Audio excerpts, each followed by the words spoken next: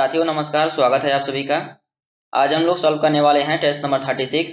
लेकिन उससे पहले एक सूचना थी आप लोगों के लिए कि जो लोग उत्तर प्रदेश लेखपाल 2022 और वीडियो 2018 की जो वैकेंसी आई थी उनकी तैयारी कर रहे हैं, तो कल से आप लोगों के लिए जीएस की प्रैक्टिस सेट शुरू की जा रही है। तो साथ ही साथ आप लोग भी तैयारी करते रहिए, क्योंकि इन दोनों एग्जाम्स की भी डेट जल्द ही आ सकती है। तो चलिए आज के प्रश्नों की प्रैक्टिस करते हैं। पहला प्रश्न दिया है, इनमें से कौन मौर्य युगीन अधिकारी तौलमान का प्रभारी था? ऑप्शन दिया है पौतवाध्यक्ष, पणयाध्यक्ष, सीताध्यक्ष या सूनाध्यक्ष। तो इनमें से सूनाध्यक्ष बूचड़खाने का प्रभारी था, सीताध्यक्ष कृषि भूमि का अध्यक्ष था और यह भूमि कर वसूल करता था। पणयाध्यक्ष वाणिज्य विभाग का अधिकारी था और पौतवाध्यक्ष को तौलमान का प्रभारी माना गया था। अगला प्रश्न देखेंगे, राष्ट्रीय उद्यानों में आनुवंशिक विविधता का रखरखाव किया जाता है। ऑप्शन दिया है इन सीटू संरक्षण द्वारा, एक्स सीटू संरक्षण द्वारा, जीन पूल द्वारा या उपरोक्त में से कोई नहीं। तो सबसे पहले समझेंगे कि इन सीटू संरक्षण का अर्थ क्या होता है। इन सीटू संरक्षण का अर्थ होता है कि जब किसी वनस्पति जीवों का संरक्षण उनके मूल प्राकृतिक वास में ही किया जाता है तो उसे इन सीटू संरक्षण कहा जाता है।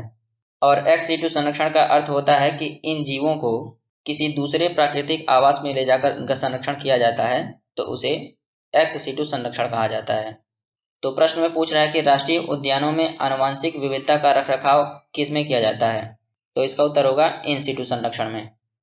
आगे देखेंगे, राष्ट्रीय उद्यानों तथा वन्य जीव अभ्यारण्यों में इन सीटू संरक्षण द्वारा आनुवंशिक विविधता का रखरखाव किया जाता है जब किसी वनस्पति जीवों का संरक्षण उनके मूल प्राकृतिक आवास क्षेत्र में ही किया जाता है तो उसे इन सीटू संरक्षण कहते हैं, जबकि कहीं दूसरे स्थान पर उनका संरक्षण किया जाता है तो उसे एक्स सीटू संरक्षण कहा जाता है। अगला प्रश्न देखेंगे, संगम साहित्य में तोल्काप्पियम एक ग्रंथ है। ऑप्शन दिया है तमिल कविता का, तमिल व्याकरण का, तमिल वास्तुशास्त्र का या तमिल राज्य शास्त्र का। तोल्काप्पियम के रचनाकार तोल्काप्पियर थे और यह एक तमिल व्याकरण ग्रंथ है। आगे देखेंगे, तोल्काप्पियम के प्रणयकर्ता तोल्काप्पियर ऋषि अगस्त्य के 12 शिष्यों में से एक थे। यह एक व्याकरण ग्रंथ है। इसकी रचना सूत्र शैली में की गई है। अगला प्रश्न देखेंगे, ल्यूकेमिया एक प्रकार का मानव रोग है जो कि सफेद रक्त कोशिकाओं का कैंसर है, विटामिन की कमी की वजह से होता है, प्रोटीन के अधिक सेवन के कारण होता है या मस्तिष्क का कैंसर है। तो मस्तिष्क का कैंसर, जिसको ब्रेन ट्यूमर भी कहा जाता है, और यह दिमाग में गांठ बनने के कारण होता है। प्रोटीन के अधिक सेवन के कारण किडनी से जुड़ी समस्याएं होती हैं और हड्डियां कमजोर होती हैं। विटामिन की कमी से बहुत से रोग होते हैं, अलग अलग विटामिन की कमी से अलग अलग रोग होते हैं और ल्यूकेमिया सफेद रक्त कोशिकाओं का कैंसर होता है। अगला प्रश्न देखेंगे, राजतरंगिणी के लेखक कल्हड़ के समय शासक था। ऑप्शन दिया है जयसिंह, हर्ष, गोविंद चंद्र या जयचंद्र। तो राजतरंगिणी जिसके लेखक कल्हड़ हैं, इसे 1128 से 1154 के मध्य लिखा गया था और इसमें प्राचीन कालीन कश्मीर का वर्णन है। और जिस समय यह लिखा गया था उस समय जयसिंह शासक था। राजतरंगिणी में 8 तरंग हैं। तरंग का अर्थ है अध्याय। इसमें प्रथम 3 तरंग में अर्थात 3 अध्याय में प्राचीन कालीन कश्मीर का उल्लेख है। चौथे से 6ठे तरंग में कारकोट तथा उत्पल वंशों का उल्लेख किया गया है और 7वें से 8वें तरंग में लोहार वंश का इतिहास वर्णित किया गया है। और एक चीज मैं आप लोगों को बताना भूल गया, इसमें 8000 श्लोक हैं, इसको ध्यान में रखिएगा।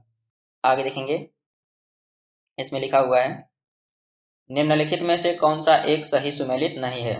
एक तरफ फसल का नाम दिया है और दूसरी तरफ उन फसलों में लगने वाले रोगों का नाम दिया है। तो इसमें चने में उकठा रोग लगता है, जिसको विल्ट भी कहा जाता है। मटर में मोजेक रोग लगता है और बाजरा में अरगट रोग लगता है। जबकि धान में कीट रोग नहीं लगता है, बल्कि इसमें सफेदा रोग लगता है, खैरा रोग लगता है और एक है झोंका रोग। ये धान के रोग हैं। और कीट या रस रोग मटर में लगता है। अगला प्रश्न देखेंगे। एम्फोरा जार होता है एक, ऑप्शन दिया है छिद्रयुक्त जार, लंबा एवं दोनों तरफ हथेदार जार, चित्रित धूसर जार या काला और लाल मिट्टी का जार। तो एम्फोरा जार लंबा एवं दोनों तरफ हथेदार जार होता है। इसकी बनावट लगभग सुराही के आकार की होती है, जिसमें दोनों तरफ हत्थे लगे होते हैं। आगे देखेंगे। एम्फोरा एक लंबी एवं संकीर्ण गर्दन वाला दोनों तरफ हथेदार जार है। प्राचीन काल में इसका प्रयोग तेल या शराब रखने के लिए किया जाता था। अरिकमेडु के उत्खनन से रोम आयातित इस जार के अवशेष मिले हैं। अगला प्रश्न देखेंगे। निम्नलिखित में से कौन सा एक ओजोन परत की क्षीणता के लिए उत्तरदायी नहीं है? ऑप्शन दिया है प्रशीतकों में प्रयुक्त होने वाला CFC12, विलायक के रूप में प्रयुक्त मेथिल क्लोरोफार्म, अग्निशमन में प्रयुक्त हैलोजन 1211 या नाइट्रस ऑक्साइड। तो इसमें विलायक के रूप में प्रयुक्त मेथिल क्लोरोफार्म ओजोन की परत की क्षीणता के लिए उत्तरदायी नहीं है। आगे देखेंगे। वायुमंडल में विद्यमान ओजोन परत सूर्य से आने वाली हानिकारक पराबैंगनी किरणों को रोकने का कार्य करती है। इससे पृथ्वी पर जीवन की सुरक्षा होती है। ओजोन परत की क्षीणता के लिए उत्तरदायी कौन कौन सी गैसें हैं, उनका नाम दिया है। पहला है CFC, दूसरा है हैलोजन्स, तीसरा है नाइट्रस ऑक्साइड और चौथा है ट्राइक्लोरोएथिलीन और पांचवा है हैलोन 1211 और 1301। अगला प्रश्न देखेंगे। निम्नलिखित में से किसे सर्वश्रेष्ठ स्तूप मानते हैं? ऑप्शन दिया है अमरावती, भरहुत, सांची या सारनाथ।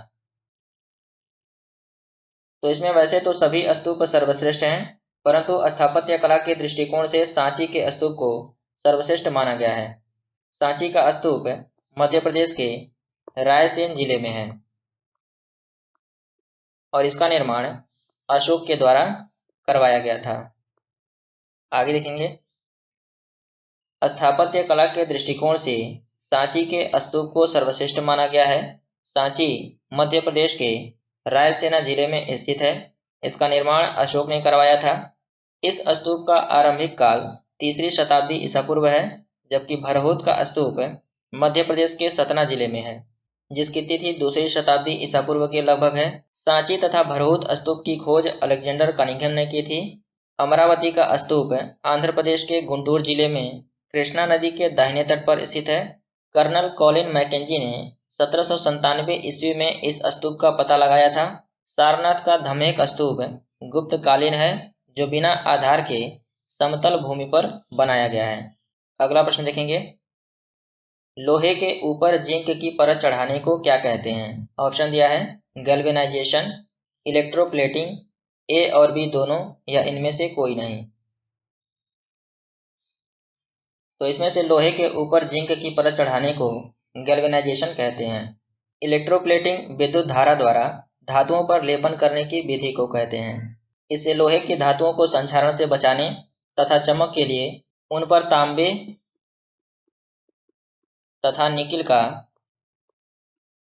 लेपन किया जाता है। तो इसका सही उत्तर हो जाएगा A, गैल्वेनाइजेशन। आगे देखेंगे। सीयूकी नामक यात्रा विवरण निम्नलिखित में से किससे जुड़ा है? ऑप्शन दिया है फाहियान, अल्बरूनी, मेगस्थनीज या वेन्सांग। तो सीयूकी वेन्सांग का यात्रा वृत्तांत है। वेन्सांग किसके काल में आया था? तो हर्षवर्धन के काल में आया था। आगे देखेंगे। वेन्सांग का भ्रमण वृत्तांत सीयूकी नाम से प्रसिद्ध है। वह हर्षवर्धन के शासनकाल में 629 ईस्वी में भारत भ्रमण पर आया था। उसने 16 वर्षों तक यहाँ निवास कर विभिन्न स्थानों की यात्रा की तथा नालंदा विश्वविद्यालय में 6 वर्षों तक रहकर शिक्षा प्राप्त की। सीयूकी में 138 देशों का विवरण मिलता है। यह हर्षकालीन भारत के समाज, धर्म तथा राजनीति की जानकारी का महत्वपूर्ण स्रोत है। वेन्सांग विदेशी यात्रियों का राजकुमार कहा जाता है। अगला प्रश्न देखेंगे, प्रथम पोषक स्तर के अंतर्गत आते हैं। ऑप्शन दिया है शाकाहारी जंतु, मांसाहारी जंतु, सर्वभक्षी जंतु या हरित पादप। तो प्रथम पोषक स्तर के अंतर्गत वे सभी पेड़ पौधे आते हैं जो प्रकाश संश्लेषण द्वारा अपना भोजन बनाते हैं। तो इसमें प्रकाश संश्लेषण द्वारा हरित पादप अपना भोजन बनाएगा।